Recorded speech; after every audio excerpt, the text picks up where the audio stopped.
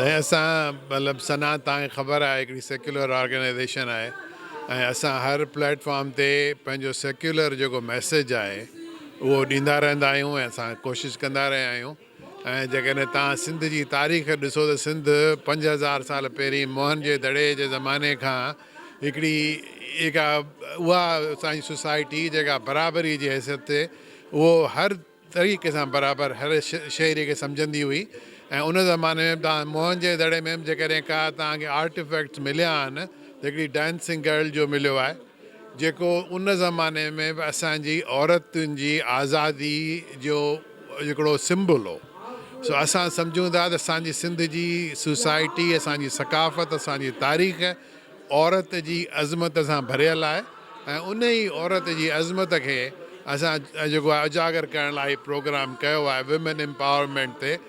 छाकाणि त कुझु असां वटि नवां हिकिड़ा अहिड़ा ट्रेंड्स आया आहिनि सोसाइटी में जेके ॾाढा परेशान कोन आहिनि, जंहिंमें ख़ासि करे औरतुनि जो इस्तेसाल तमामु वधी वियो आहे ऐं उनखे रोकण लाइ असांजो हीउ प्रोग्राम आहे त असां माण्हुनि खे सम्झायूं यादि ॾियारियूं त सिंधी क़ौम जेका आहे उन हमेशह बराबरी ऐं हर इंसानु हर शख़्स हर जी पंहिंजी इज़त ऐं उनखे बरक़रार रखण लाइ असांजी सोसाइटी असांजूं वैल्यूज़ इहे आहिनि उनखे असां मेंटेन कंदासीं। वरी औरतुनि जो जेको वधंदड़ इस्तेसाल आहे हिनखे कीअं रोके सघिजे थो, इन जे अलावा तव्हांजूं छा सजेशन्स आहिनि?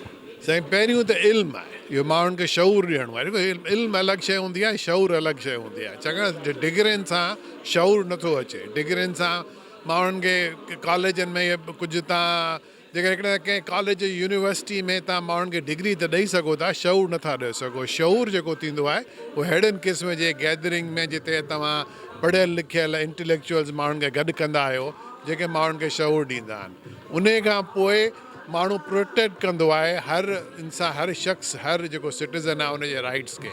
सो असांजो कमु हिकिड़ी असां सेक्युलर हिकिड़ी असां कम्यूनिटी ऑर्गेनाइज़ेशन आहियूं। असांजो कमु शऊर ॾियणु आहे ऐं शऊर ॾियण जी हिकिड़ी इहा ताक़त आहे जेका असां हिते करियूं पिया।